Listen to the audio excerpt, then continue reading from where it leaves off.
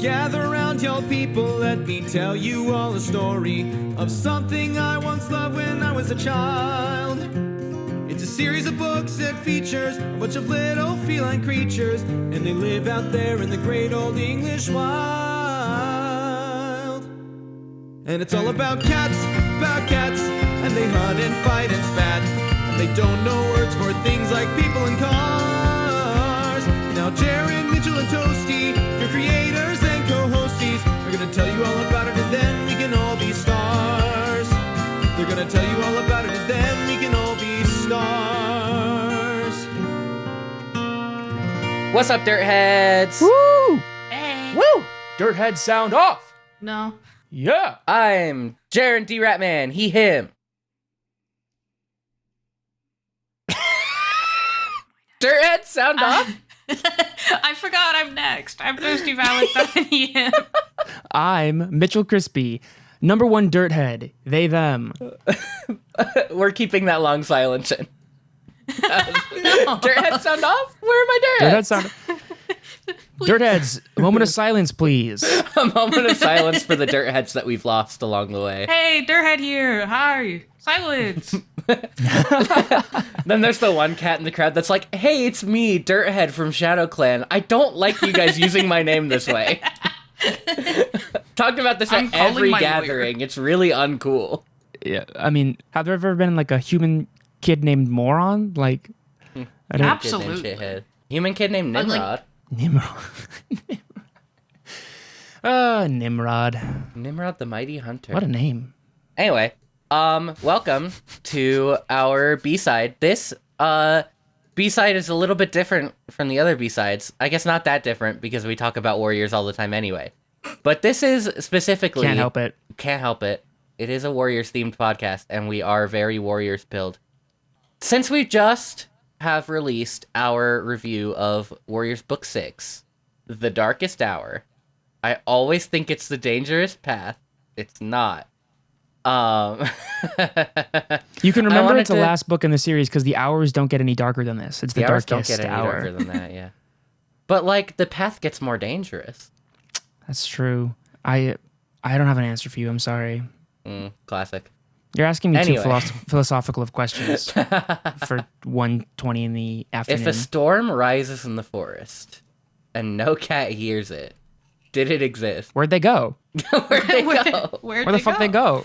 For this episode, I wanted to do kind of like a hangout sesh, like a book club kind of retrospective about the full first series. I want to do this after every full 6-book series we get through.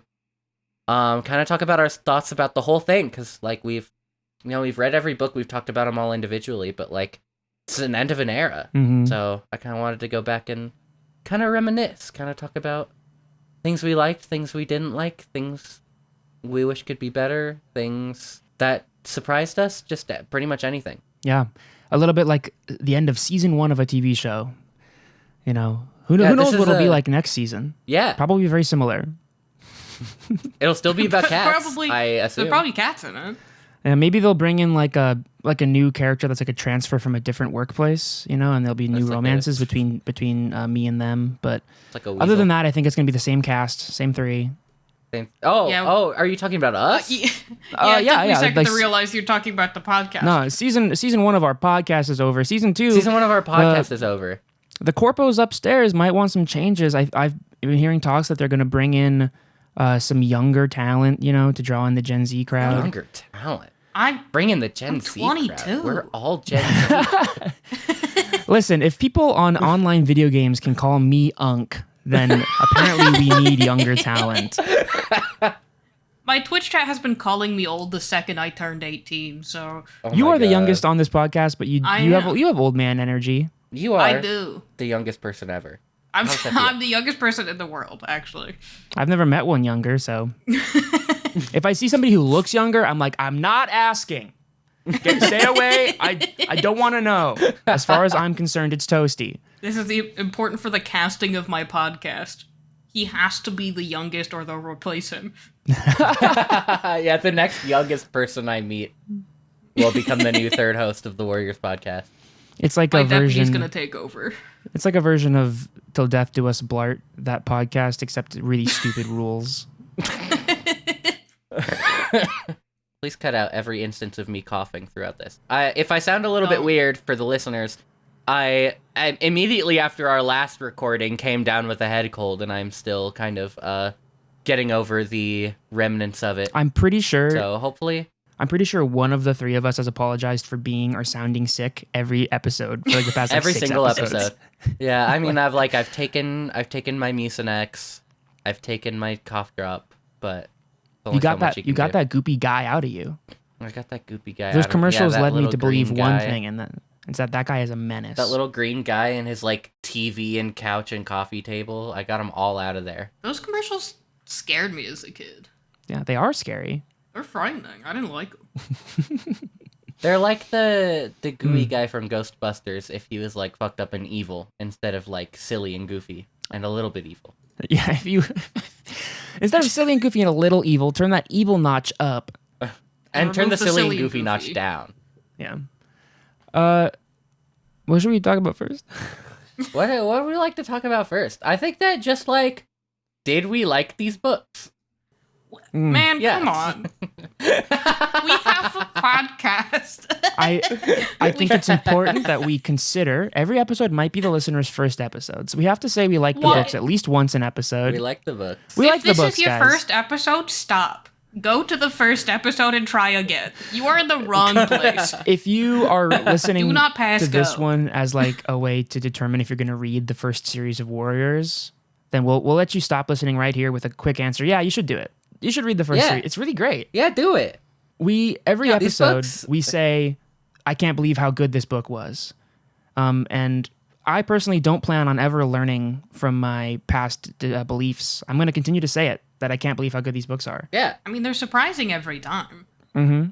I'm always like, I don't know what, it's not a good mindset to be in when reading a series, but it's like, when's the fall off gonna happen? And then it's like, oh, it's not this book? All right, I'm still in it.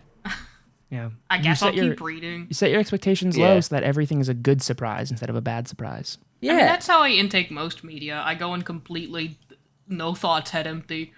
Well, for me, I was just mostly surprised, I being the Legacy Warriors fan of the group, having read these books previously in my childhood, how little of these books I retained from being a child. And I say, Like, I'm I not remembered- surprised.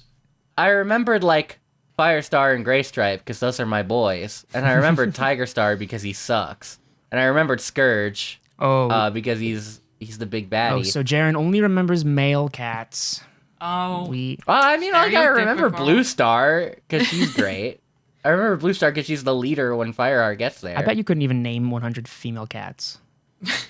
Well, I couldn't name 100 cats. Actually, that makes sense. I don't know if you've met 100 cats yet. I don't think there's been 100 cats yet. It's taken us a year to get through the first 6 books.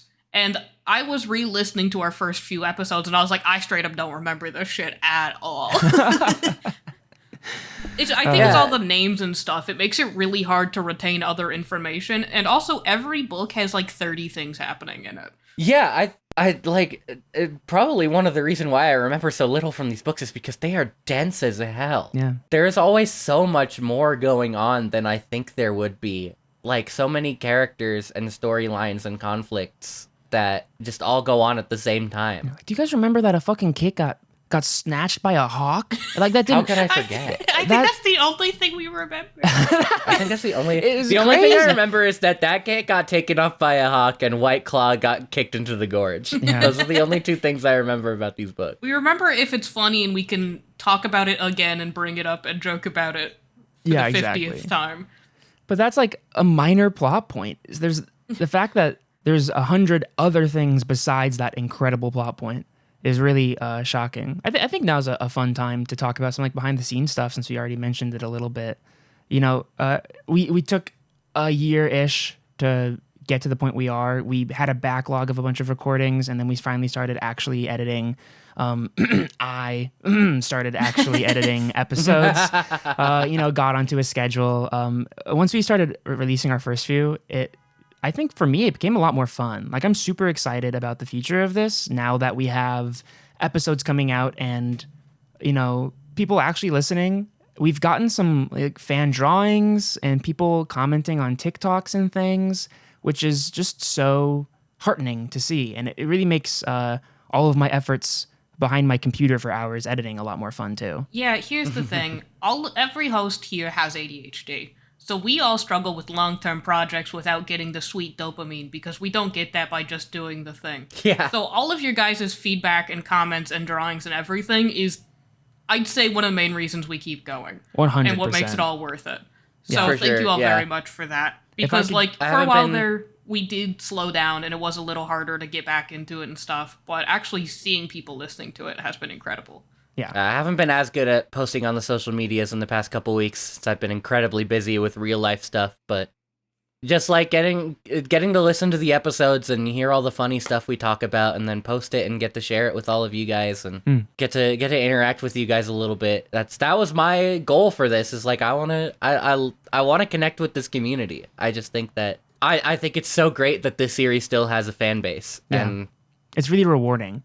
I had this preconceived notion going into this podcast. I don't know if you guys feel the same way.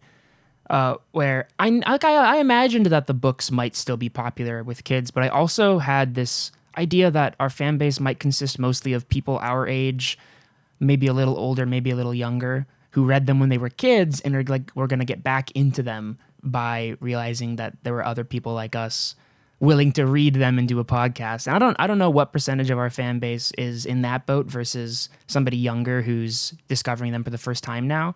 But I'd love to, if you have your own story with how you got into Warrior Cats, any fans listening, feel free to share those with us too in our email. While we're plugging our email, I'd love one day to do a B-side episode where we answer questions from the audience. So if you guys have any questions for us, please comment them, send them to our email, which is WarriorsPod. WarriorsPod. PAWD at gmail.com. yes, thank you. And we said that perfectly in sync. That's like crazy. we rehearsed it. I looked into your eyes as I said it. So yeah, if you guys have any questions for us, whether it be personal or just Warrior Cats related, please send them, and I will try to collect them to do a B-side. And if it is questions for us, just put that in the tagline so I know to read it. Smile emoji. Yeah. I feel like the process in general has taught me a lot about obviously audio engineering. I don't think I'm great at it. I apologize if anybody is like good at audio engineering through any means and listens to my work on this podcast and is like you want to wring my neck for all the things that I'm missing. But every time I edit an episode, I learn some new stuff, and I'm having a blast putting my work into it. I've also just learned a lot about how much more difficult the logistics of recording and everything is than I assumed it would be. I don't know if you guys feel like you've learned a bunch. I mean, kind of, but like I've been streaming for 5 years. So. That's true. Yeah, you've got way more experience with that than I do. I learned how to set up my microphone correctly. Woo! You're welcome. So apologies for people listening to like the first 8 episodes of the podcast where my microphone is like pointing away from me and it sounds like I'm 20 feet away. Yeah, I got a message from Jaron at some point. He was like, I was listening to the recording and it's just like, we have the same mic, but your audio sounds so much better than mine. And I was like, okay, send me some pictures. I'll try to figure out what the deal is. And I was like, hey, buddy, your microphone's backwards. And you're like, no, it's not backwards. It's right there. And I'm like, no, it's backwards, but it's on monodirectional and you have it facing away from you. Because me, thinking that things make sense, had the part of the microphone that looks like a microphone pointed towards me. Well, here's the thing. We both have Blue Yetis. They can be monodirectional or multidirectional. You can talk in any point as long as you have the setting on for it. But you had monodirectional on, so it's only the front half, and you didn't have that facing you. Yeah, it was very funny. So I have it directly in front of my face now, and I sound much better. So if you have a Blue Yeti, maybe you want to look at it. maybe you want to know what you're mayhaps. doing before you start using it. I mean, when I still streamed on Twitch, I streamed like a good month or two before anybody in my chat complained enough for me to realize that the microphone that I bought in order to do stuff on my computer, including stream on Twitch years ago, was not the one I was connecting to my OBS. It was my webcam microphone, and then occasionally my PS5 controller microphone. So Oh my that God. that was the limits of my audio understanding back then. But Yeah. as we learn and grow, hopefully the show gets better and better. And we I appreciate guess small you. fun fact about me, I did sound work in high school for performances and stuff, live performances. So I have some experience with it. Less with just like recording, but I've learned a lot obviously through Twitch streaming and stuff. I mean, I had a lot of experience putting microphones on actors and connecting them properly, but I never did any mixing or anything like that. That's all to say. Thank you all for... Thank you, anybody who's been here since the beginning, or even if you're just hopping in now and you decide to go back, thank you for bearing through any of the mistakes we've been making along the way as we grow. And we're excited to make this podcast better and better for you guys. Yeah, at the end of the day, we're all hobbyist podcasters, essentially. So Yeah. we're learning and growing and having a great time. Thank you all very much to our friends' patience for us talking about a podcast for a year and then being like, hey, can you guys release it, please? You've been talking about, we'd love to listen to the podcast you've been recording. And we're like, it'll come out. It'll come out. And then, It'll and then happen. Jaron and Toasty both elbow me sharply in the ribs. It'll come out. Yeah. Yeah, the people not doing any editing. Yeah, it'll be out in a week. Don't worry about it. Oh, we've also worked through the issues with editing softwares True. that arose. That's true.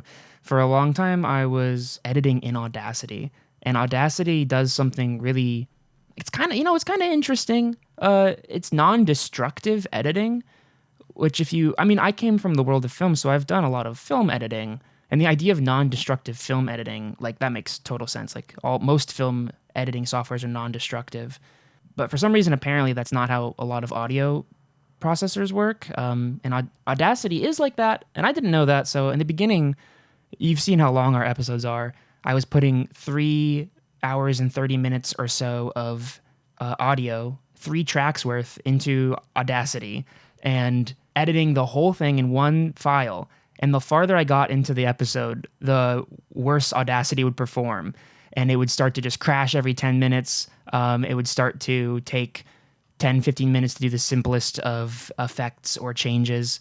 And I was like, I got to figure out what's going on here. And it turns out that because of the non-destructive editing, it was trying to remember every single action I took so that I could undo any of them at any point, and just storing massive amounts of data on my computer. And so I had to drop Audacity, and I don't use it anymore. And I struggled through like 3 episodes with that problem, and then it's all gotten a lot easier since then. That is a lot of episodes to struggle through that problem with. Like you mentioned with the ADHD, at the time I was like, I'm way too lazy to figure out how to fix this, so I'm just gonna keep going for now. Yeah. And then one day I decided that I actually would fix it. But as much as people listening gives me and us a lot of motivation to keep making this podcast better, at the heart of it, the real reason is that, like we said, these books are fantastic. And so I think another thing we really want to talk about is a retrospective on the story themselves. Things like favorite characters, least favorite characters, favorite moments. Yeah. Do we want to have you guys thought about like a top 3, top 5, like favorite characters? Because I think I have a top 5.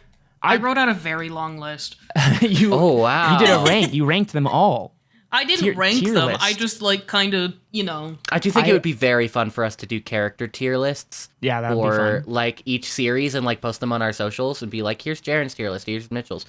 The only problem is I would have to basically make one from scratch because the Warriors tier list templates on Tier Maker assume that you can tell these cats apart just by looking at them. That's crazy. Ooh, yeah, I absolutely not. cannot. They are all cats. That's crazy. But yeah, I Scrolling kind on of just I can tell who Firestar is. Couldn't tell you what Sandstorm looks like. I'm so sorry. Also, can I just say, I picture these cats differently in my head than they're described, because they usually describe them once, and then we just hear their names. So none of these cats look like how I pictured them the entire time. Like, some of them look like how I imagine it's impossible for a cat to really look, just because of the way they describe them. I thought Sandstorm would be sand-colored. I thought she'd be like a light yellowish of some sort, and she's not. Yellow cats are like really rare. But they exist. Yeah, it's true. Wait. Is she not? No, No, she's like a ginger cat, isn't she? She's What the ginger, fuck? yeah. Why is she called Sandstorm then? Yeah. And I Because I thought already had a Yellowfang. fire. I Dark thought sand. Yellowfang would also be yellow, and she's gray. Well, that one makes sense because her fangs are Yellow yellow. makes Fang. sense. That's her teeth are yellow. But like you have a gray kit coming out of the mommy, and then you're like, yeah, this is yellow kit. What? Yeah. Why? That's drowned. Maybe she Yeah. has yellow eyes. I don't know. Yeah, I think we should do a top 3 for sure. Top 5, I Oh, guess. top if three. we can do top 5. I just have I think top 5. I was thinking about this. I had a sneaking suspicion that we would be sharing a lot of cats along the list. So Do I want to start at 1 or start at 5? Let's start I at only 5. thought of top 3, so I need a second to think of my Okay. top 5. You know what? I'll start because I'm the one who wrote down. Let me see. I didn't write mine down. They're just kind of tentatively in my head. I have and 10. Probably I have like 10 names. I'm sorry. the order of 3 through 5 probably like moves around just depending on the day. My honorable mention goes to Brindleface. I loved her, and her death did make me sad. Yeah. So I would like to mention her because she's not like a big main character. So Very understandable. Do I need to have an honorable mention? I mean, like no, I just like wrote my, down 10 fucking names, and I'm. Oh, I see. My Yeah. honorable mentions for like characters that are great but wouldn't make my top 5 would probably be like Bramblepaw, White Storm. Yeah.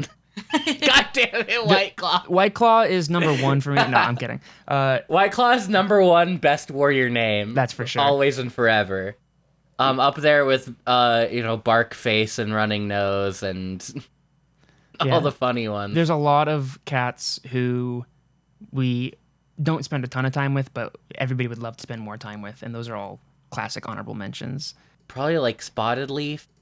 She's not around very much, but she's pretty good. She's pretty Yeah. great. She's pretty Very good. nice. Pretty great. I'd like in my top 5 is Ravenpaw and Barley as a duo. I'm including them together. My gay cats. My gay cat. My gay confirmed cats, my gay beloved. cats. That's a good choice for number 5. I'm gonna say that my number 5 is Dust Pelt because I'm a huge sucker for a redemption arc, and I love like a bully turned into a friend story. He was never like a huge bully, but he was a little bit of a fucking annoying asshole. He's in the also first few never books. really like a huge friend. Yeah, but it doesn't matter.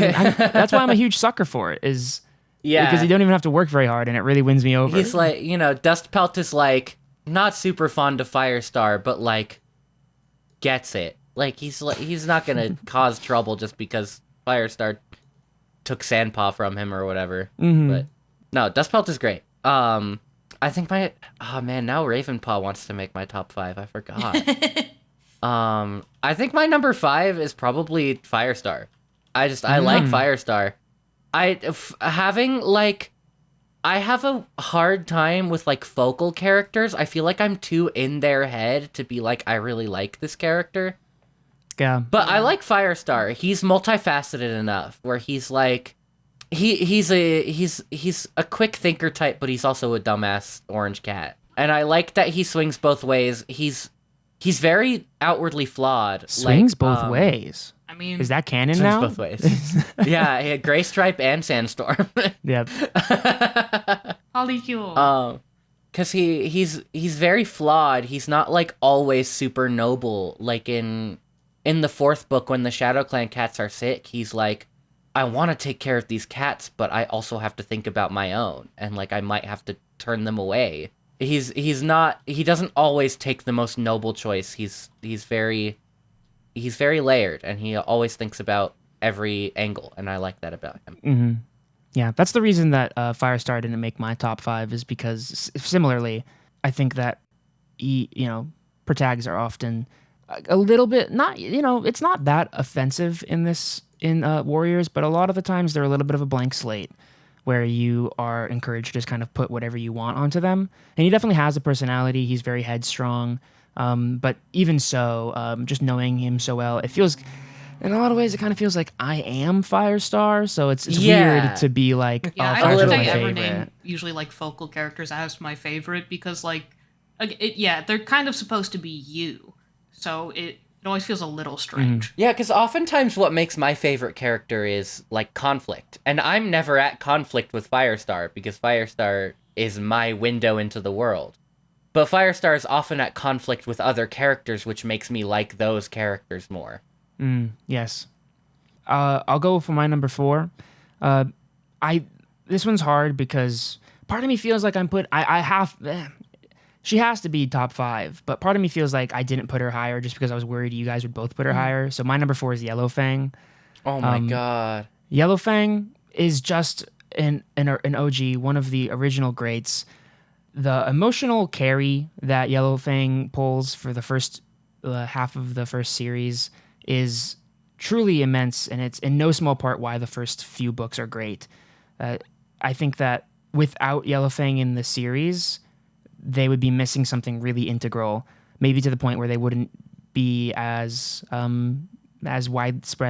widely loved as they are. You know, I'm not gonna put her higher because I think that there are other cats in the books who I come to appreciate more through like their depth by the end of the series. But I just Yellowfang will always have a place in my heart.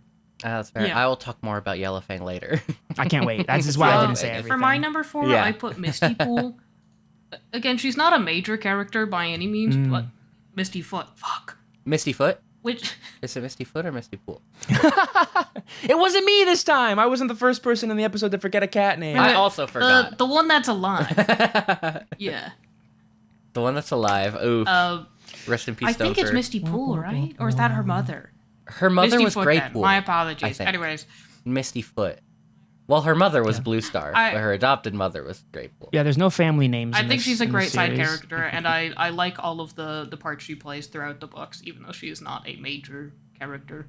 I enjoy her presence and her storyline with Blue Star, and Yeah, I tend to like the members of the other clans that are, like, more friendly, despite, being very loyal. Like, characters like Mistyfoot, Running Nose, One Whisker, or even, like, the leaders, like Tall Star, Tall Star's a Crooked great Star, character. Night Star, who are very cordial to the other clans, even though they can't, like, be besties. And, Mistyfoot's Yeah. relationship with Graystripe is really nice, too. I really like their friendship. Oh, that'll be my honorable mention. Speaking of that, I think that the pinnacle of characters who are outside the clan but are very cordial, and the fact that they remain cordial, like, really just sells them. They're just such a heartwarming character. I love Barley. Ravenpaw's Barley's great, one. but Barley I is love so Barley. Barley good. specifically I like Barley. is so great. Just a nice Barley's dude. just like a chill dude who's like friends with the clan cats, even Yeah. though he's not super involved with them. And in the last And I book, like that getting he the got more backstory- involved. Yeah, Yeah. in Really the great. Darkest Hour. My number 4, I think, honestly a toss up. Like I said, these 3 through 5 could go in any order. I would say Cinderpelt. I really, really, really like Cinderpelt. I love her bite, her personality. It reminds me so much of Yellowfang. They are very much like sort of cut from the same cloth. Foreshadowing Foreshadowing. about the characters higher on your list, I imagine. Oh yeah. I thought you were saying something about foreshadowing about Cinderpelt's future. I'm like, how would you know? I got insider information from Kate Carey. Just like medicine cats have such a special role in the series to me, especially following Fireheart's story, where he's so connected with all of the medicine cats in ThunderClan, especially as leader in the 6th book, and even before that, like Cinderpelt being a former apprentice of his and just a very close friend and confidant. I just really like that Cinderpelt has that bite to her. She's not just, gentle and nice. She has a really strong personality, really strong beliefs, and she knows Firestar so well that she knows when he's being a dumbass, and she can be like, hey, you're being a dumbass. Yeah. Think about this for one more second. Which is super useful because of how often we as the readers Super want useful to be able because to do of that. Yeah. And just her story of like her insecurity becoming a medicine cat, and then that her skills as a medicine cat becoming a great strength. I just love that. Her arc with Yellowfang as a mentor and with her new destiny kind of as a medicine cat. It's really great. so Number 3? my number 3 is Whitestorm. I really enjoyed Whitestorm throughout this because he's such a calm and wise guy. Like, and he's also so incredibly humble. Like, he never feels like he's better than anybody else. At the end, he doesn't feel like he should be deputy or whatever. He's not expecting it. And I think he was just a good character, and especially during Blue Star's decline, like, just how kind and caring and loving he was really wonderful. Mhm. Yeah, he's just like a great supportive figure throughout the whole series, and I love the additional depth that he got in the last book. Yeah. Which, reads as a little bit of a death flag, where it's like we're getting to know this old, wise cat. Something bad's gonna happen, but... It's like when you have a really old neighbor and you're like, I should probably, like, say hi to them a few times before I never see them So again. awful. Aw. That's sad. I'm gonna cut that. That's too real. Yeah. too White Storm is very humble. He doesn't ask nobody to pray for him because it's been all day for him. That's a slash lyrics. Slash Hate ref. myself. Slash ref. My number 3 is Gray Stripe. My goat. I had to think hard about. I was like, I wasn't sure if I was gonna put Gray Stripe on my top 5 at all.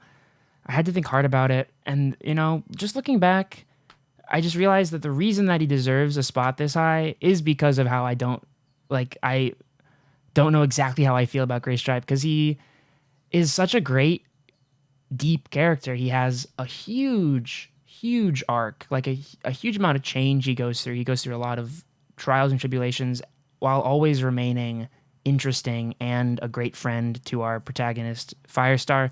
I love following that journey, and the fact that there were times like in the middle of the series where I was genuinely like, I kind of hate this guy. I was like, what is he like? He's making consistently bad decisions, and it was beginning to become frustrating, but then I was still won over in the end. He still got me back on his side just by being there when it mattered. I think that makes a really interesting character, and I will always remember Gray Stripe and Fireheart's relationship because of that. My number 3, I would say Blue Star.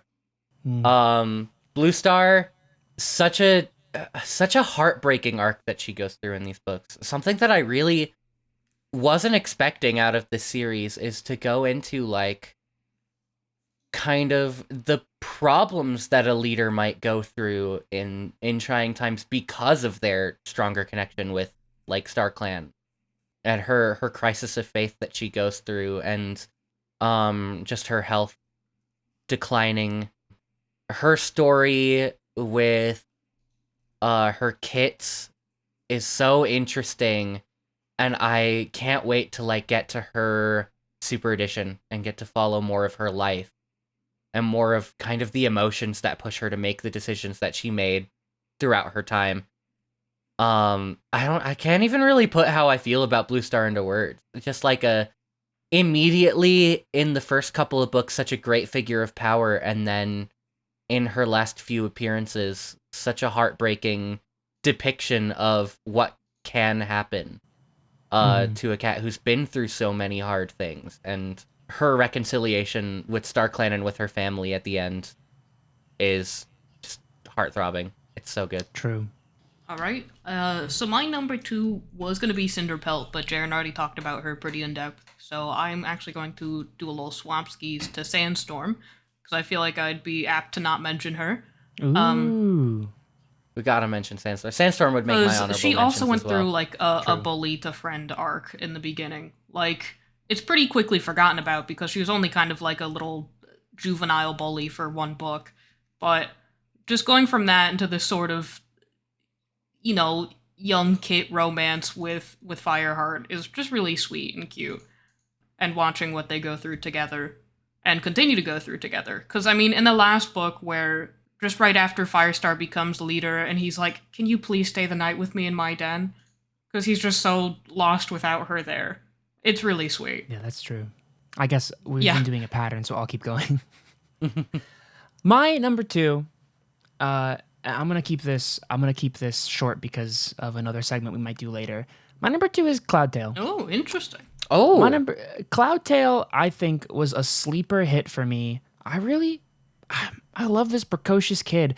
His growth from super duper annoying in like a funny way, in the first few books that he's in, he's just overconfident little kid, to like a genuinely caring and strong and capable warrior who cares for his friends and his clan, even though he has his own problems and his own interesting things he's going through, like how he's the atheist cat. That all really endeared me to him in the last 2 books.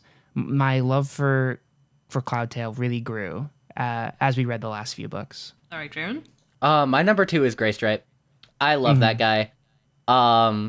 He's just so funny. Anytime he's like, he always has something silly to say to like relieve the tension. And in the first book, he's kind of just like, Firepaw's sidekick, Firepaw's friend that gets him into the clan.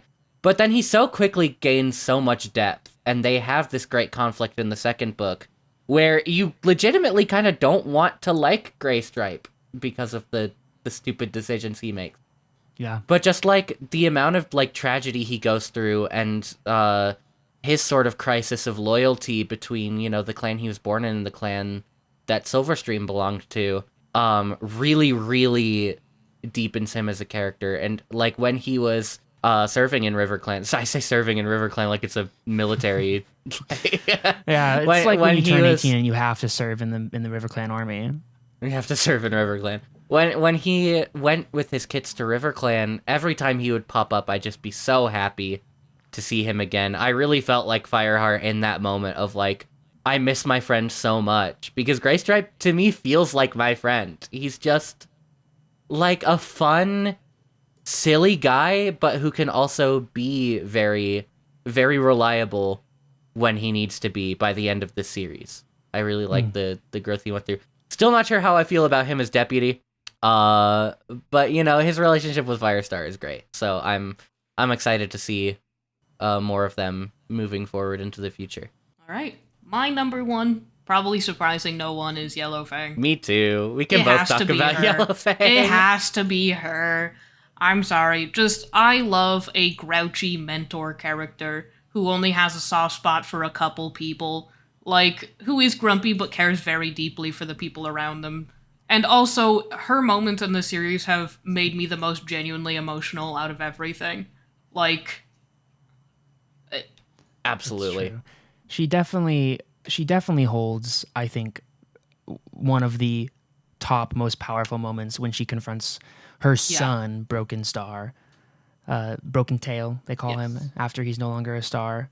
But that scene alone is what makes it so she has to be in my top 5. She has to be in everybody's top 5, but I totally can see how she would be a lot of people's number 1 character. So many of my favorite moments in the series, just her introduction, her relationship with Firepaw when he's, punished by taking care of her. In the Kojima rewrite of the books. What?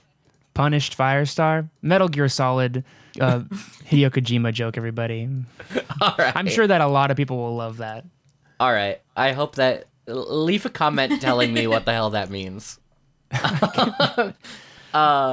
His relationship with her and how she begrudgingly grows closer with him just because she sees how like genuine his heart is and how unlike her birth clan, Firepaw and the other cats of ThunderClan are, and her growing into like a loyal ThunderClan cat and their medicine cat.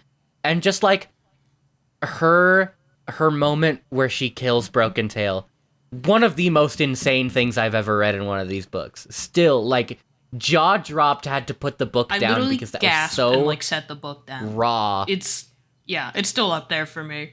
Mm-hmm. Yeah, and Yellowfang's death after the fire being still, I think, the only moment in these books that's actually made me like cry, like full on, completely emotional. Yeah, man. You're right. Maybe she should be higher on my list. She's so great. It's not the same without her. My number 1, to reverse it on you, similarly, mine's Cinderpelt. Yeah. I just like how Yellowfang really grows on you. Cinderpelt grows on me too for like the same reason. She's not quite as grouchy as Yellowfang. She's more of like a teasing friend type than a grouchy type, but she has a similar relationship where she is allowed to call Firestar out for all of his actions, but she's still so reliable. And just the number 1 thing is that, like you mentioned, her growth through the tragedy that she went through and how strong she is characterized as for, pushing through that and becoming not only a part of the clan, but an important part of the clan, being one of the most capable medicine cats that anybody could ever want. Remains a good friend, and she never holds anything against Firestar for the accident. It's just such an emotionally impactful storyline for me. I love her characterization, and I think that like the way that I often think about like my favorite characters is I think about like who would I be the most upset if something happened to, and I would be so angry and upset and sad if anything happened to Cinderpelt. That's so real. What a fantastic part of the story. Absolutely. That's how I felt about Yellowfang. Yeah. When something She was, I knew she was gonna she go. was old already. but I was still expected it was gonna devastated. happen. Yeah. I thought I was deluding myself into the idea that she might have like a nice peaceful death, just like surrounded by friends. Oh, yeah. Her life was Damn. full of tragedy, and she died tragically. And that's why it hit so hard for me. But yeah. All right, do we want to talk about? So Happy many endings great here. characters. There's so many more, like Brightheart, that I could talk about, or... Guys, we're supposed to True. keep these ones short. I'm trying to keep us moving along. We do have to keep Yeah. on keeping on with this. Who has a number one least favorite character? I mean, it's just gonna be Tiger Claw, right? Like, I don't. Not for me. Claw. Wow. Okay. Tiger Claw honorable mention. Are you gonna say Mudclaw? It's between Mudclaw and Leopard Star for me. Ooh, Leopard that's Star. That's a good answer. Because, I like, don't Mudclaw just pisses me off because he's just an asshole. And, like, I don't get to spend enough time with him to know what he's really like outside of just being an asshole. But Leopard Star, like we talked about at length in our last review, just every single opportunity to start doing the right thing instead of following Tiger Star, and she just never takes it. Yeah, truly either world's biggest idiot, most gullible, or harbors some secret evil in her heart, because there's really not an excuse for a lot of the stuff that happens in the 6th book under her eye. I struggle with this because, like, in my heart, I can think of reasons for why the cats did things that they did for the most part, including Leopard Star. She's not in my least favorite characters. I think she made a lot of mistakes, but she's not even remotely close to being as much of a dusty old bitch as Tiger Claw is. Like, It's true. she didn't try to kill her clan 15 different times in 15 different ways. She didn't set a And pack fail all the of times. rabid dogs against them. Like, she fucked up pretty crazy, but she's not, like, malicious. No. Yeah. But, like, the way I judge my least favorite characters isn't on, like, how terrible the things they did are, because I love Tiger Star as a character. True. I think he's a really, really fun villain to watch because he never does what you think he's gonna do. There's always something greater he's working towards, whereas Fireheart's always just like, Tiger Claw's gonna come get me, Tiger Star's gonna come get me, but it's never that simple, and that's why I really, really like Tiger Star. And even just in characterization, the way that he's written, his interactions are so great. He has such a voice, That's one reason Leopard Star, like, I don't like Leopard Star much. Like, I can also, I can forgive her. Like, obviously, we're intended to kind of see her as a figure worth forgiving, and like she made mistakes, but she understands their mistakes. So I get it. But I'm just like not super invested in her because she never really gave me a reason to enjoy her. And then she also made a bunch of mistakes. So I'm like, that's about how I feel. It's the same with like Mudclaw. We're just like, Mudclaw is pretty much a nothing character in this series. But just every appearance he's in, he's so antagonistic for no reason, and it just makes me not like him. Mm-hmm. Like, when he showed up to ThunderClan camp, and he's, like, all beaten and bloodied, and he's like, Wind Clan's under attack, I was not worried about him at all. I was worried about the Wind Clan cats that I actually like. yeah. Like, Gorsepaw and Morning Flower and One Whisker. All right, I'm going to pull out a really controversial take. I'm going to say Scourge. I like Scourge, and I get it. I think that the writing and the characterization in the book is fine.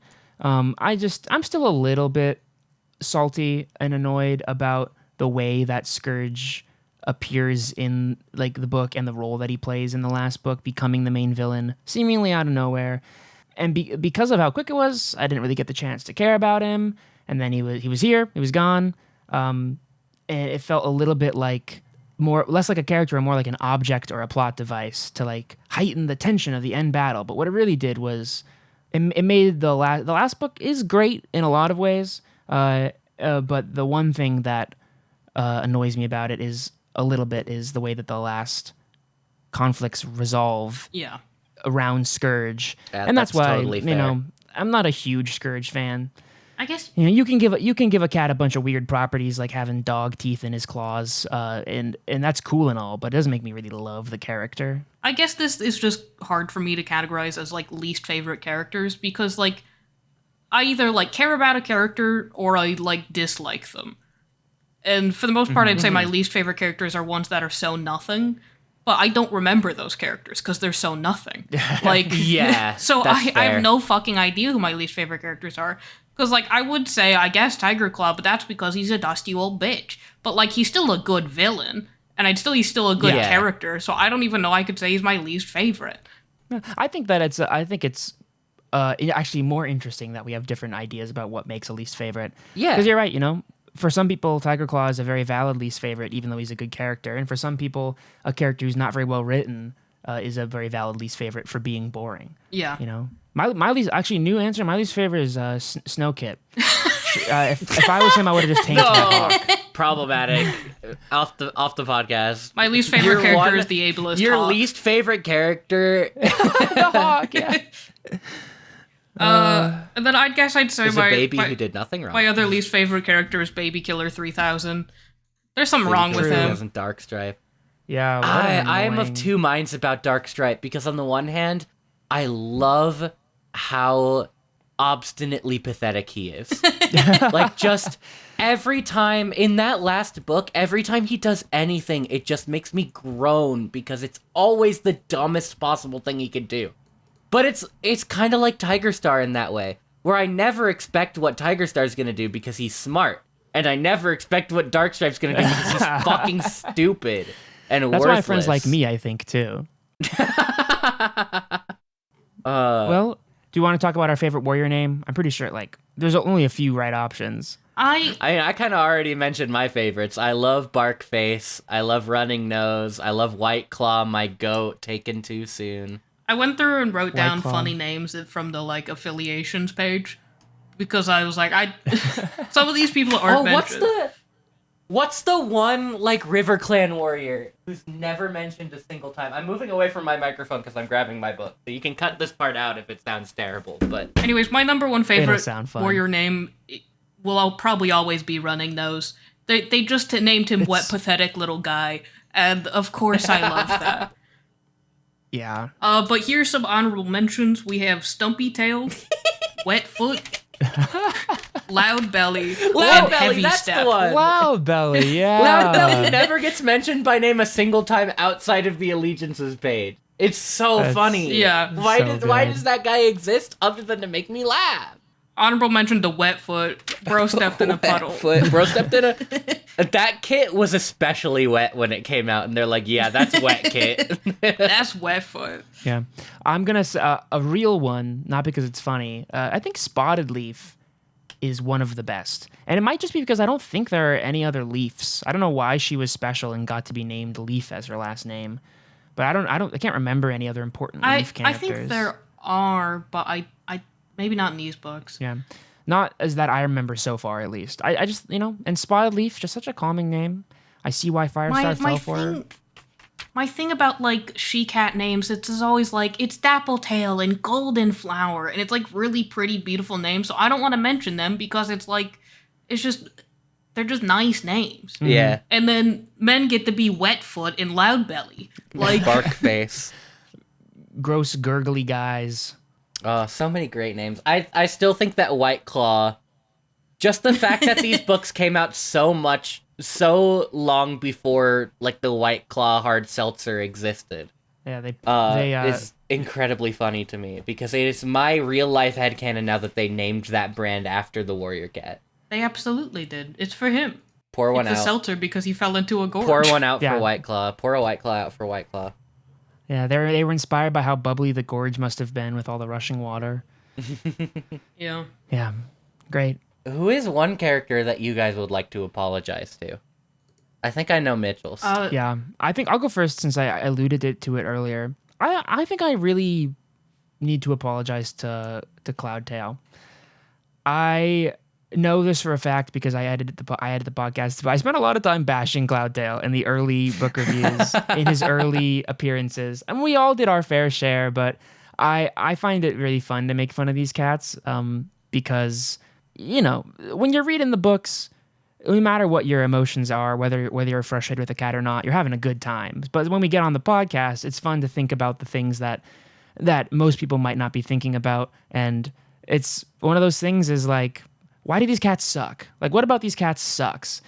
And one of those things is that Cloudtail is an annoying little brat in the first few books, but truly the character growth that he goes through is really like well done, and it's weird. My instinct is to say that like I respect him. I know he's a character in a book and also a cat, but like but I respect him now. I love the way that he like stands up for Brightheart. I think it's also up there for like one of my favorite side plots in the books. And I think that his change over the course of the books really warrants an apology. I'm sorry that I was so hard on you. You were a precocious little kid going through something that most kids don't go through. You came from outside of clan life. And another reason I think that I might need to apologize to him is because I have a feeling that we'll be seeing more of him in the future books. So I'm excited to see ways in which he stays the same and ways in which he continues to change. Yeah. I'll go next. I would like to apologize to Dustpelt.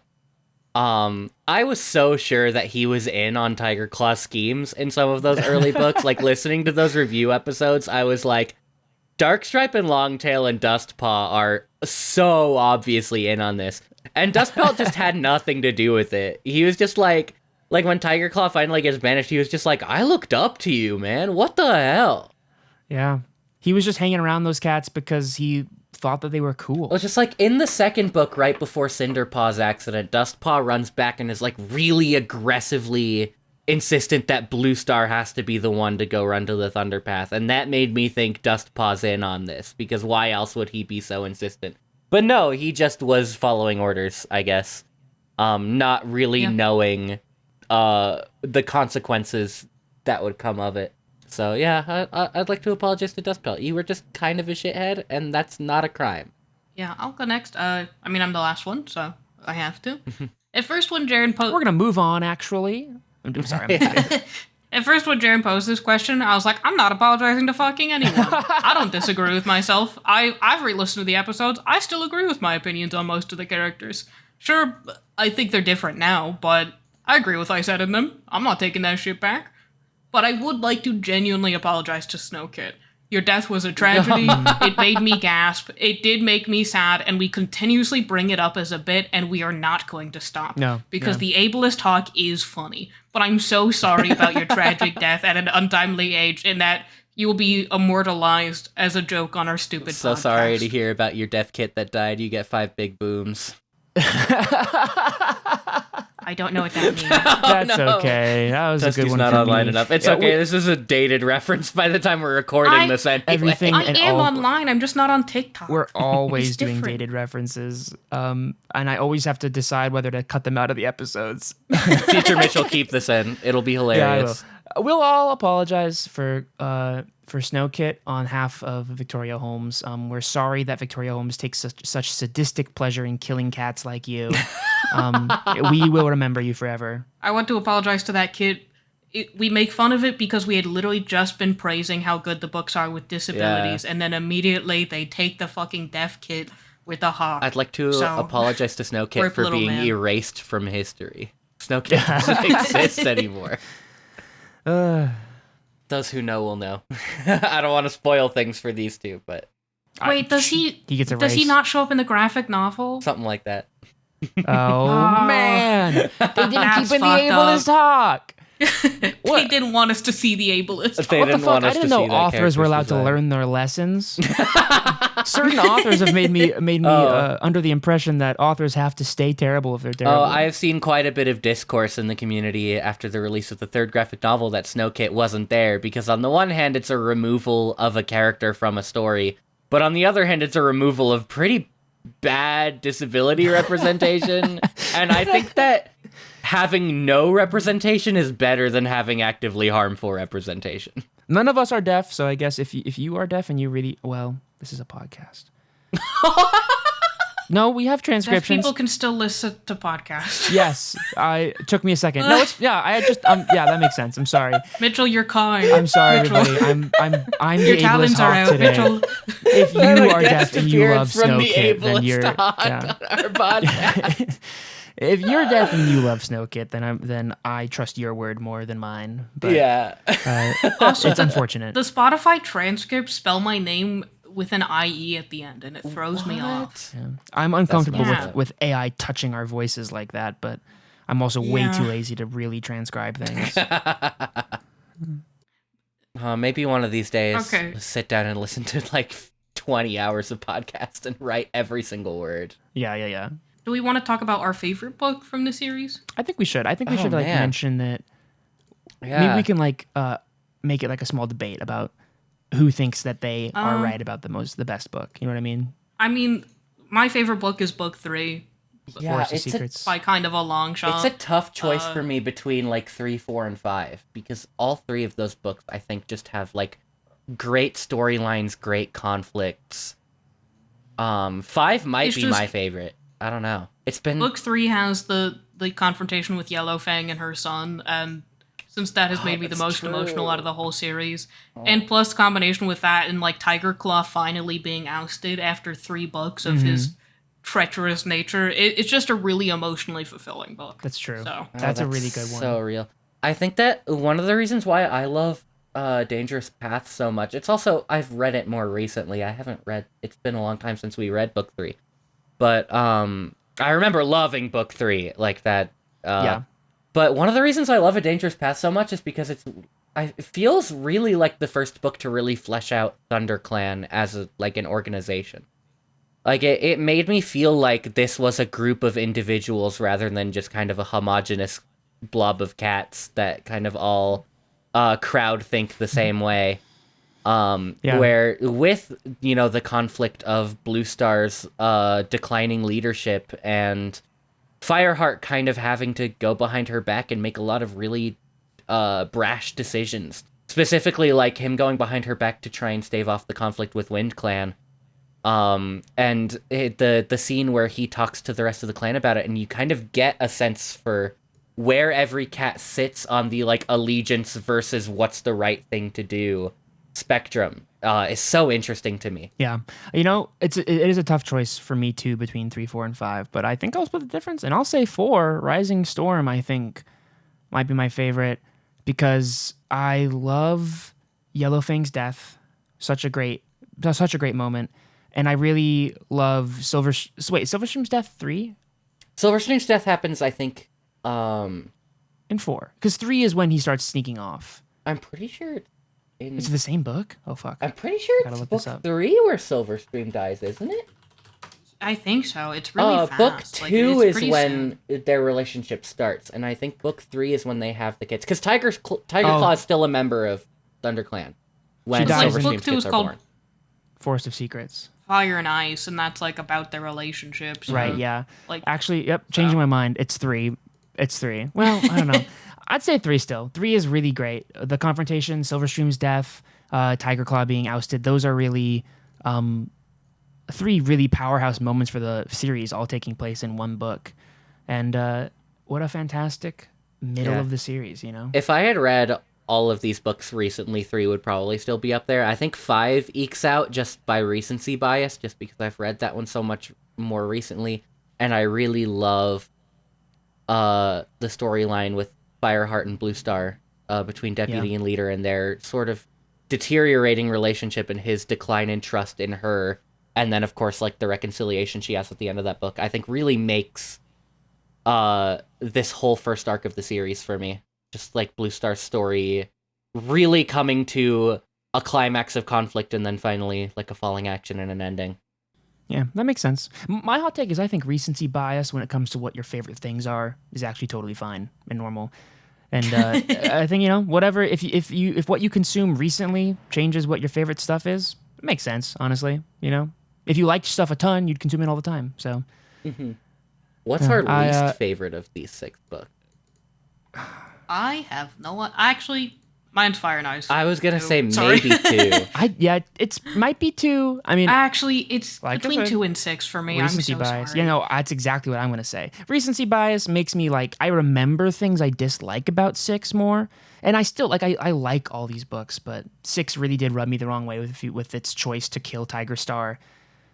Tiger Star dies in the book, but it feels like when a character dies off screen. That's how little weight is given to it. Yeah.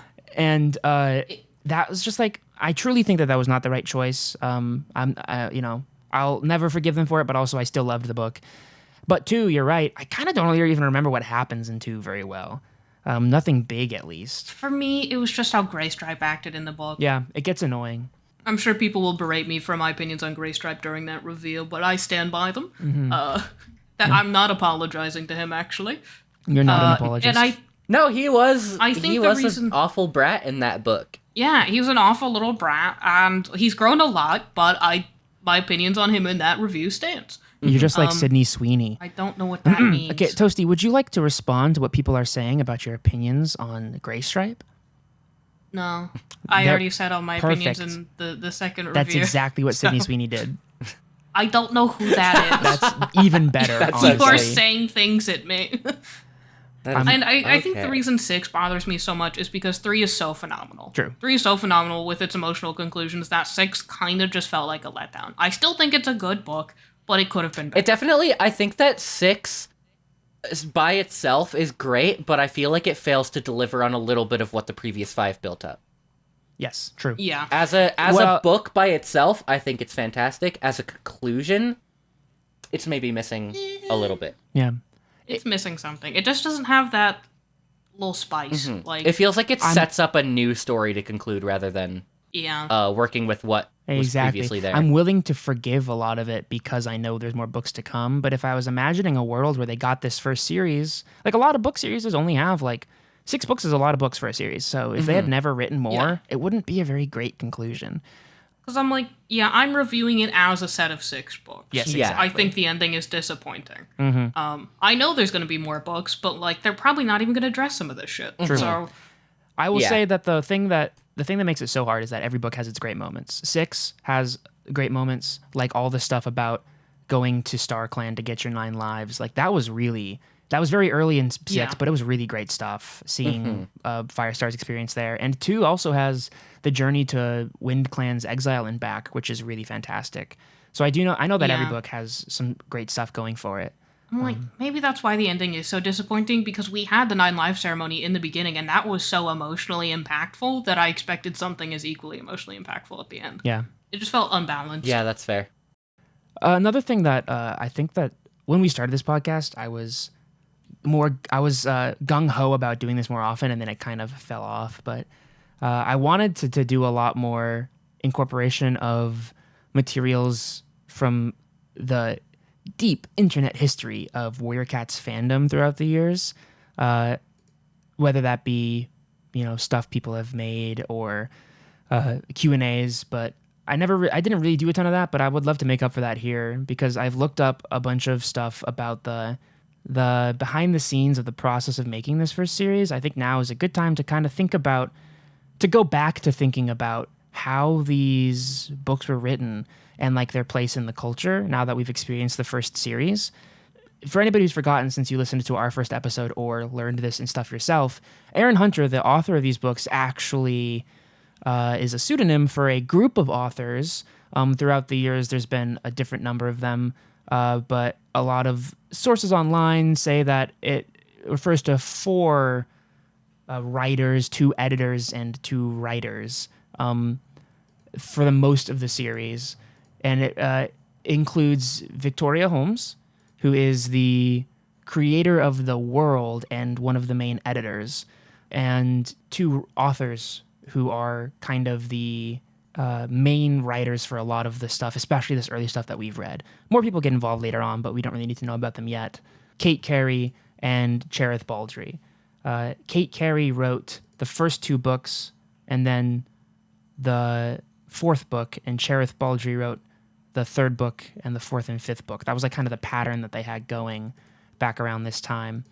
I'm looking at a bunch of I looked at a bunch of web pages such as Teen Inc. by Teens for Teens, a post from July 6th, 2011, where this teenage reporter interviewed Kate Carey and Victoria Holmes about Warrior Cat stuff, and I just like to pull a few of these great questions. The author of this, by the way, is somebody who, at the time, called themselves Kelly in Wonderland from Westfield, New Jersey. That's awesome.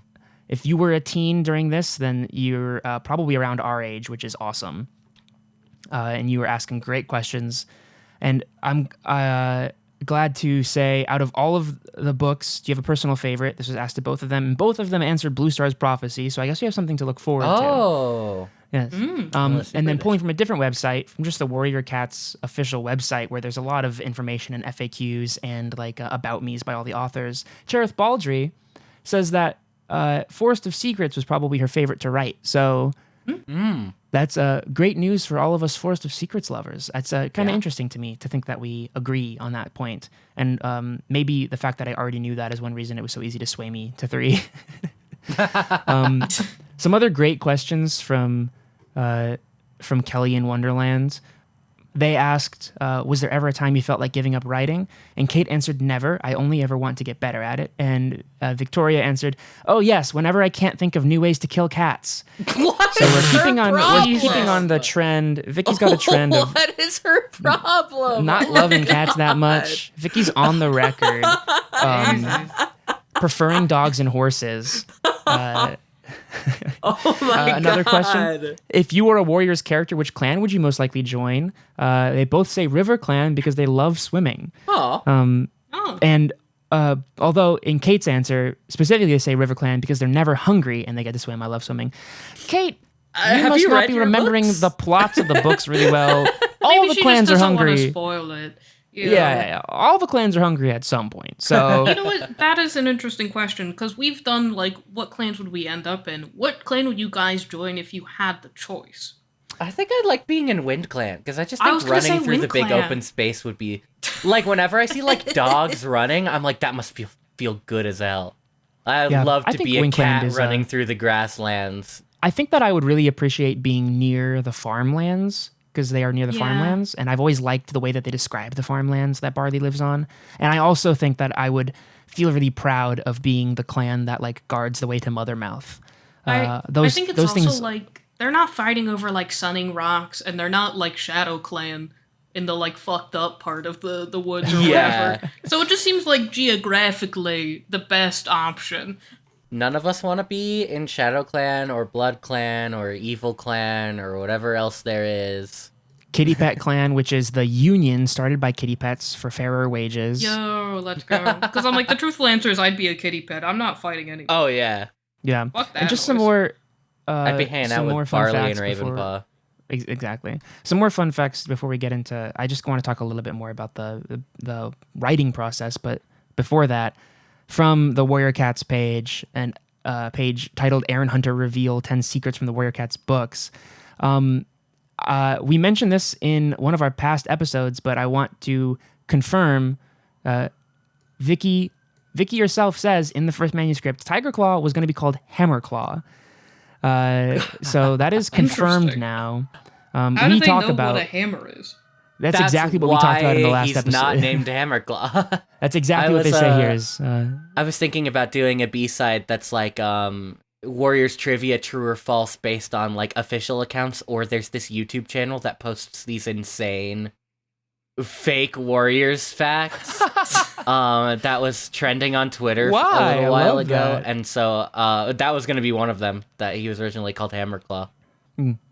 I found this one really interesting. Thunder Clan was originally going to be called Star Clan, and it wasn't until that Vicky started thinking about. I'm saying Vicky because they introduce themselves as Vicky. It seems a little bit formal, but Vicky Holmes. Vicky Holmes didn't think of using StarClan for the religious aspect until they decided that they wanted to have a religious aspect.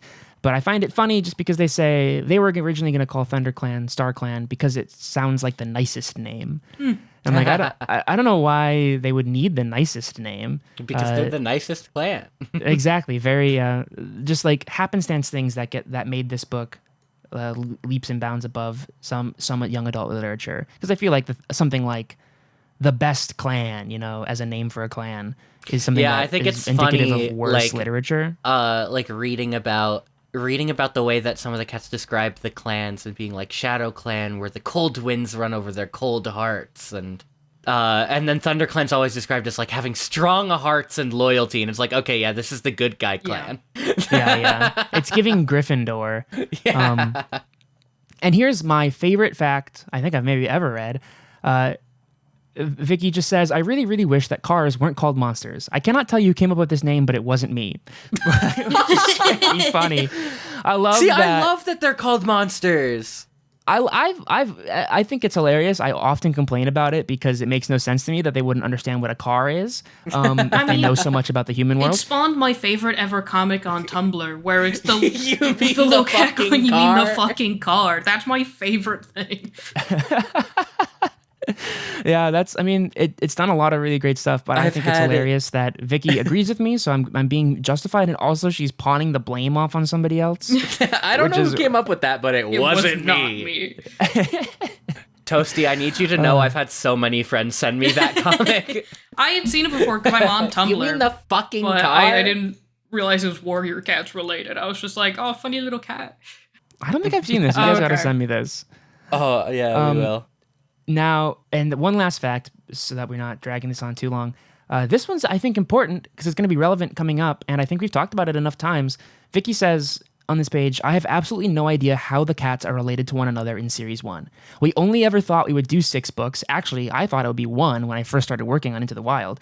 So it really didn't matter how the cats in the cat list were connected. I just needed a variety of names, colors, and ages to give me material for the stories. I only started thinking about family connections in Series 2, and then everything became a lot more complicated. I think that's funny because we've mentioned how sometimes we're like, how are these cats related? This brings me to a segment that I had conceived but have canceled in my mind because at this point it's too much work. Of keeping an in-depth family tree based on information given in the books and updating whenever something fucked up happens. Because I know for a fact that after this first series, they retcon a lot of familiar relationships where it'll be like, this character was thought to be this cat's son, but they're actually this cat's son. Or like, these characters were implied to be in a relationship, but are actually siblings and stuff like that. Well, thank God But at this point where we've already finished reading the first series, I don't want to have to go back and like reread the first 6 books and keep track of in depth of all the family relationships. If anyone is listening to this and wants to send me an email with a bunch of family retcons to talk about on the podcast, I would be so happy to. We can also Be awesome. I think it'll probably list stuff like that on the wiki if we look through it. That might be in the list of we mistakes. might be able to do that. Yeah. That I've mentioned in the past. That's also true. And then I just want to read part of one of the most interesting bits of information I found. Just there's a lot of information scattered in like an answer to a Q&A here, an FAQ there about the creative process, but this interview has a really good answer from Kate Carey about how the process has always worked whenever she's been involved with it. And the other thing that's nice about this is it's a good reminder that the Warriors fandom is still going strong. This is from the Warriors fandom page, fandom wiki page, and it's from an interview with Kate Carey that was posted on the 13th of January, 2025. So this year. I cannot believe that... This year at the time of recording. At the time of recording. I cannot believe that things like this are still happening. It makes me really excited for one day when our podcast is big enough to get one of the writers on our podcast. Because apparently, oh my God, apparently they'll do Q&As insane. for a fandom page. They ask, what is the creative process for writing Warriors? How are key choices or plot points decided and written? And this is just a good overview of how it's always worked as far as Kate Carey's involvement. The creative process of Warriors has always been the same. First, an editor/editors creates a storyline, then Cherith and I turn the storyline into a finished story. It's rather like spinners spinning thread for weavers to turn into cloth. When I first started writing for Warriors, I would write the first 2 books, then the 5th, except for the 2nd series, and Cherith would write the 3rd book and the 5th and 6th. In those days, we had just one editor, and the outlines were briefer and far less detailed. I had more freedom to help create the world. I could add incidents and characters and lore and rituals shaping the stories as I wrote, but as the worlds became more and more complex, with more and more novellas and super editions and spin-offs in every direction, it became necessary to fix the storylines very firmly at the start of every project. A team of editors would spend months conceiving and shaping the stories, and Cherith and I would take turns writing every other book. So apparently, as things go on, it'll start becoming Cherith then Kate, then Cherith then Kate. Interesting. Yeah, but the end of this paragraph says, incidentally, a huge shout out to Warriors Wiki. It has saved us a lot of thumbing through notes to check events and characters we've long since forgotten. Thank you. Yeah. Which I think is very funny, because that's probably the type of stuff we're going to start doing soon, too. That's incredible. Yeah. Yeah, we already use I like Warriors to Wiki. think- Thank you. Yes, thank you very much. I like to think that, or what I mean is, I want to ask you guys what you think about the multiple authors thing now that we've read the whole first series. Because I remember we touched on it in the first review, but do you guys have any thoughts on that? Because I have some thoughts. I think knowing which books are written by which authors, I can kind of like think of like trends in those books that sort of lend me towards kind of maybe how those authors write. Because I feel like in book 3, I noticed a change where it felt like some maybe obvious things were strung along for a really long time with like Blue Star and her connection to Mistyfoot and Stonefur, and that felt like a bit of a departure from the first 2 books. Not necessarily a bad thing, but just something I noticed. Mm-hmm. In case Kate Carey and Cherith Baldry are listening. Yeah, you guys yeah. are both great writers. This And is not anything against either I of just you. want to say I find it incredibly interesting. Because I don't think other than very like minor nuances, you can tell there are multiple authors. And as someone who who writes, I just think that's such a crazy thing. Because every person has such an interesting voice and like their own dialect and way of just stringing together sentences that not really being able to notice a difference is wild. And it's just really cool. Yeah, that's exactly what I was going to say.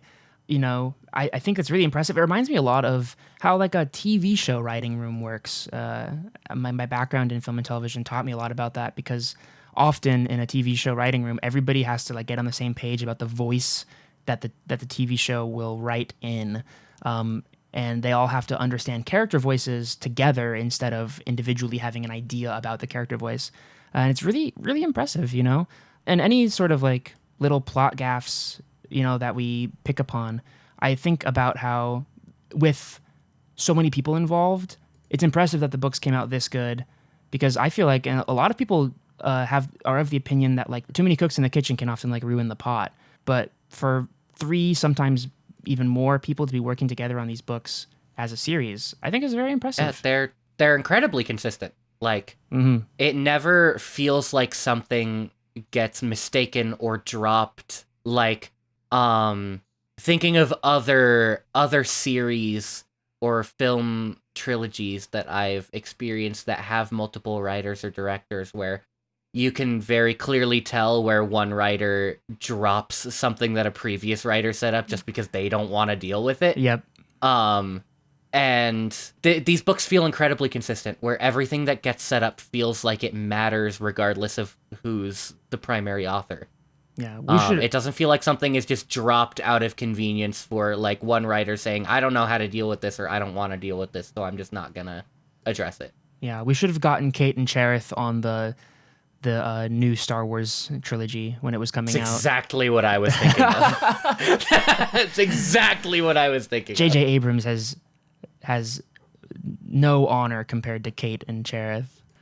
So true. But I really enjoy learning about this stuff. I think that as we go on, I might try and dive deeper into the fan culture itself, because I've kind of only scratched the surface of like fans interviewing the authors, which isn't really the same as the fan culture. It's just really hard to figure out where to start with the fan culture, because I don't know if I should start with stuff that goes way back or like just look at what the fan culture is like right now. I mean, I should definitely do that because I want to be more in touch with our audience too. Yeah, I haven't delved much into fan culture, and my apologies to the fans, but that's mainly because I want to keep a blank slate for the podcast. I'm afraid It's if true. It's hard to not spoil Yeah. it. if I start interacting with other people's opinions, it will influence my own. So I do apologize if I'm not reading your guys' comments about opinions on future things, but I'm just trying to stay myself for this podcast. Right. But that is Yeah. another reason we'd love your comments to be able to talk about them on air. Yeah, absolutely. Yeah, speaking of which, I posted on our TikTok account, follow us at Warriors Pod on TikTok, about our upcoming series retrospective, and I got a couple of comments about topics that people would like us to talk about. The first one I find this really interesting. This could be like maybe potentially a long discussion. From TikTok commenter Cut to the Chase. They wanted us to talk about the implication of Blue Star's arc. The implication is that unlike Toms, she-cats can either be mothers or leaders. Whereas with Tomcats, it doesn't seem to matter as much that they can be fathers and I also think we leaders. talked about it briefly, but I think it's pretty fucked up. Yeah, this is also before we really... these comments are being posted before I think our book 4 review has been I posted. see. So more of our thoughts are probably in those episodes that you can go back to and listen. But I also think it's interesting to talk about here. Yeah, For sure. I don't like the sort of implication that the second a warrior becomes has kids, that they'll never be a warrior again. Because I think that's a tragic thing to think about with Sandstorm, who's an incredible warrior, but it's very clear she is going to have kids at some point, obviously. Firestar's line has to continue. And I think it's sad to think that she may be taken out of the game because she is so incredible at what she does. Yeah. I think that, my memory does often fail me, but I think that most of the books imply that it's more like while you're pregnant and while your kits are still breastfeeding, you don't really take on the rest of responsibility as a warrior. But as soon as they're, apprentices and stuff, most mothers go back to being warriors. I think that they imply that, but they definitely, even though they imply that, they still definitely give it this air of I still think it's a little fucked up because it's constantly implied that we need more kids. So I'm sure the pressure True. is still for them to immediately become pregnant again because they can. So Yeah. they haven't really ever explored a character, and they might. A lot of my thoughts about stuff like this at this point is hopeful that we'll get interesting characters about these topics, because that would just be really great. We haven't really had a character exploring the idea that's I don't want to have kits for the clan, right? Yeah. I don't want to have to do that. I want to just be a warrior always. Whether that's because they're worried that they'll never be as good of a warrior afterward, which would be a really realistic take on how motherhood makes some people feel, or if they just don't want to be taken out of the game for 6 months, whatever it is. I think that that's the type of thing that I could see that being a big part of Sandstorm's character. That's a really interesting characterization that I hope we see. And if not, the longer it goes before we hear this type of thing being talked about, the more I'll be these cats are misogynists. Yeah. It's Yeah, there definitely are some... There's kind of a split because there's characters like Golden Flower or Brindleface who are pretty much queens for our entire time we spend with them. yeah. Where they have kits, they nurse kits, they take care of kits, and then they have more kits. Whereas there's also Frostfur, who has kits, nurses them, and then goes back to being a regular warrior by book 5. So they're definitely... It doesn't seem like there's a culture of once she-cats have kits, that's all they can do anymore. But it definitely does, having a kit takes you out of the game for a long time. Mm-hmm. And that was what Blue Star, then Blue Fur, had to grapple with wanting to become deputy to protect her clan from the other warrior who was likely to become deputy. Yeah. She wants to have her kits, but she knows that if she's nursing kits, it's a long commitment that will prevent her from being able to take up other duties. Yeah. It is an interesting... I'd love to see it explored more specifically with a character like Sandstorm, who's I think it's... very strong and active. I just think it's tragic, the implication that you can't be a mother and something else. They are making you choose between motherhood and duty to your clan. I suppose they conceive motherhood as a duty to your clan, but I don't think it should stop them from still being warriors and protecting people. Like, they have elders to and take care motherhood. of kids in the meantime, For sure. you know? Motherhood being On a the duty queens is also do problematic in its still- own way. The queens do typically still like fight in battles when they come to the camp as well. They don't just Yeah, like but, like, they're not completely helpless, but they're not active outside of the I also camp. mean, like, being a deputy or a leader. You can't be Right. That- a yeah, mother that- and a that makes deputy and a sense. leader. Like, Like, it isn't really answered, but like, if Blue Star was already leader, could she have kits, or would everybody be like, "What the fuck? Why'd you do That's that?" a good question, and that's something that'll be interesting to potentially explore with maybe a character like Leopard Star, who is a she-cat who's already in a position of leadership, and to see like what happens if a she-cat who's a leader does have kits. Like, does the deputy have to take over while she recovers, or is she still able to and handle those duties just as also, well? why Or does it can't maybe medicine depend cats on the have character? kids? We established that pretty early, but why? Oh, it's because God doesn't want them to. Oh, okay. Yeah. Scott doesn't want them to. I don't know. I think that for me, it's always just like, I've never really questioned it, but maybe it's because I think that the idea of like people in religious authority positions being chaste is kind of like a cliche in media and in our real world. You know, like I think it might be the type of thing. Or I guess what I mean is I would not be surprised if there's a Q&A out there where one of the writers says, medicine cats can't have kits because we were just like, priests can't have kits. So like we just weren't thinking about it much, you know? Maybe it's because there it can doesn't- only be one, and so nobody can take over their duties when they're down for the count after having kids. Like, Yeah, perhaps.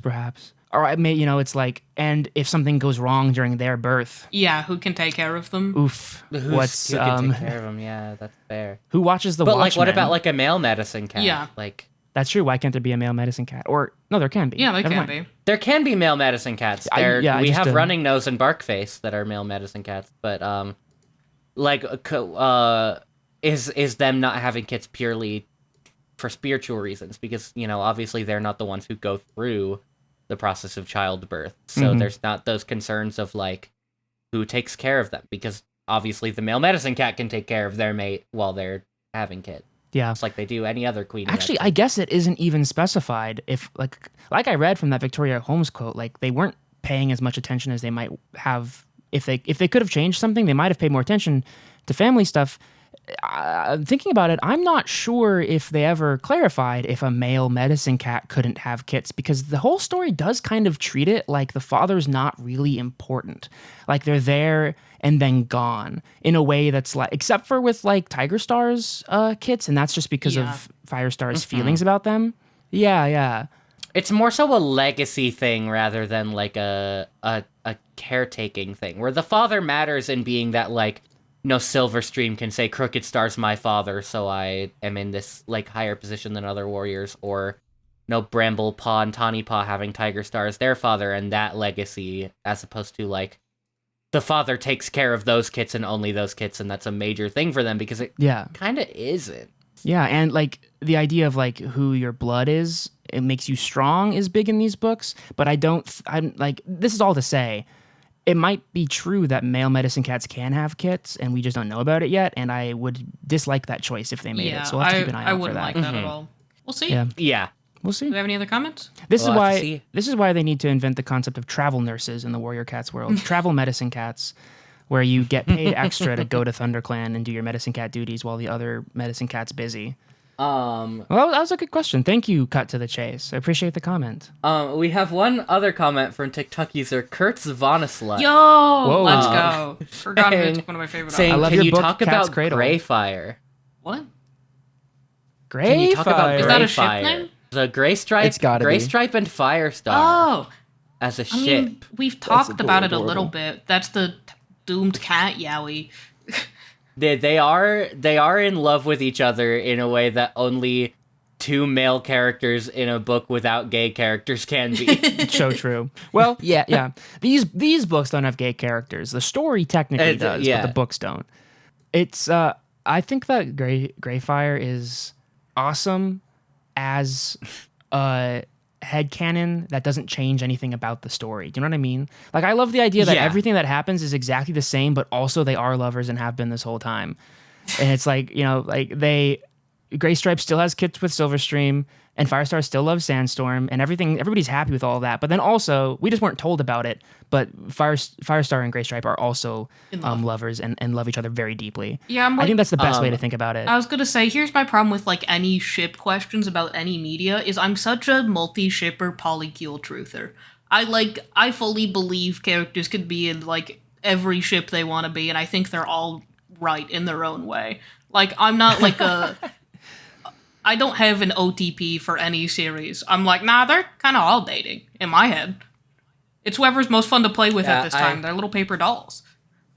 I have seen the fandom jokes about the Firestar, Gray Stripe, Sandstorm polycule, and I think they're hilarious. They're I 100% support Yeah, that. I'm like, of just being like, here, me and my girlfriend and my boyfriend. yeah, me and my wife and my boyfriend.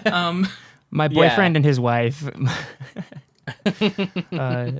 I love them. Just like their Firestar and Gray Stripe's dynamic is so fun, and they care for each other and need each other so much. I can 100% see the shipping in that. Like, they are soulmates in a way. Mm-hmm. I love when Very characters much so. have a relationship that's so insane, I don't even know if you could call it dating. They got something else going on. Yeah. What's gayer, being gay or whatever the hell Firestar and Gray Stripe got going on? Fellas, is it gay to say that you will never trust anybody as much as you trust your bro?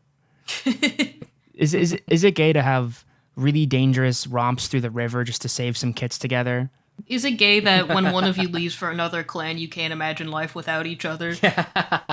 It's great. Oh, I still love in Rising Storm when Fireheart is surrounded by all of these like wise she-cats like Yellowfang, Bluestar, and Cinderpaw, and he's just like, I wonder what my dumbass friend Gray Stripe would think right now. I miss him so bad. I wonder what Dude, your dumbass friend Gray Stripe. I wonder what my idiot friend in Indianapolis is up to right now. What would my dumbass friend say? Your dumbass friend would say, like, I don't know, maybe we should go eat a bird. Yeah. You don't Be like, actually need an opinion right now.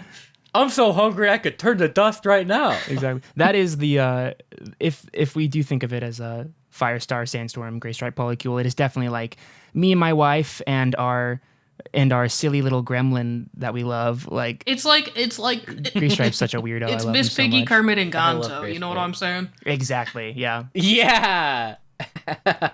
100%. Yeah. All yeah. roads lead to Muppets. All roads And lead if to I'm Muppets. lucky, you add me in that trio. Yeah, I'm always looking for the Gonzo.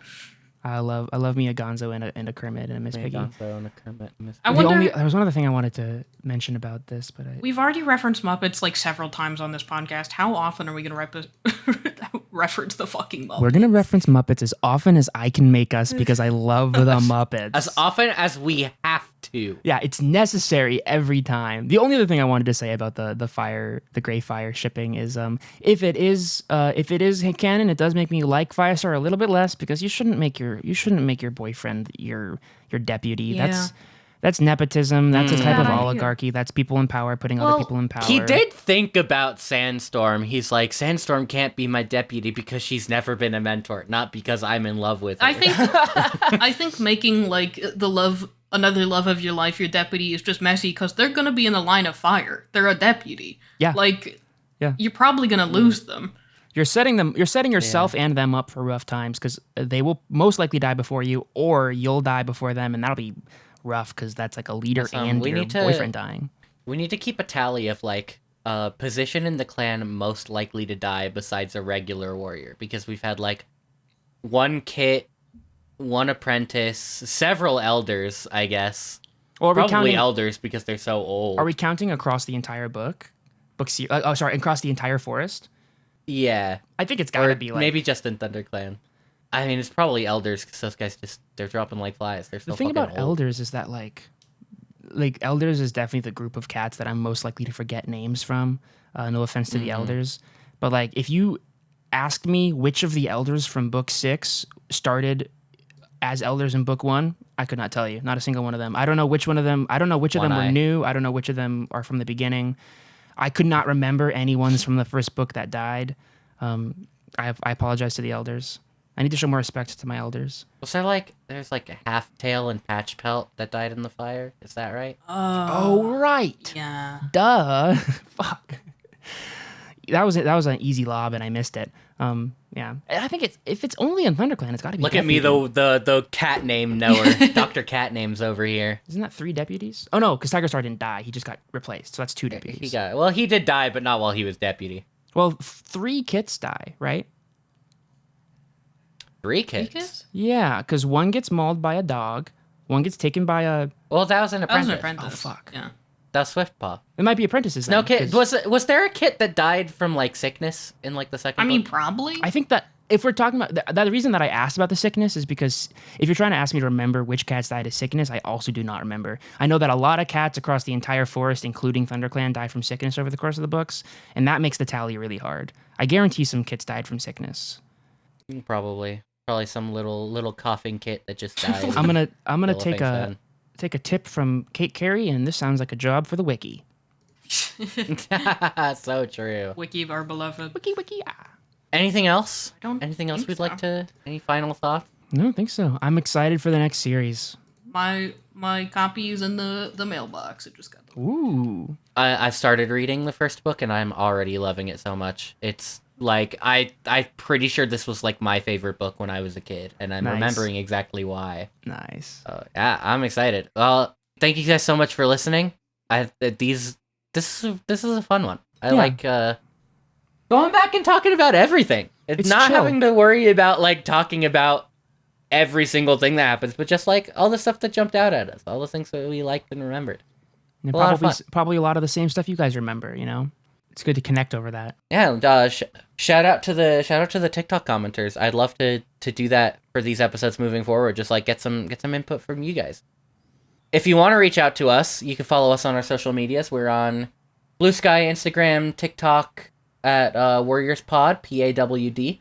If you want to reach out to us as well, you can email us at warriorspod@gmail.com. Same PAWD. Yeah, just reach out if you like the show.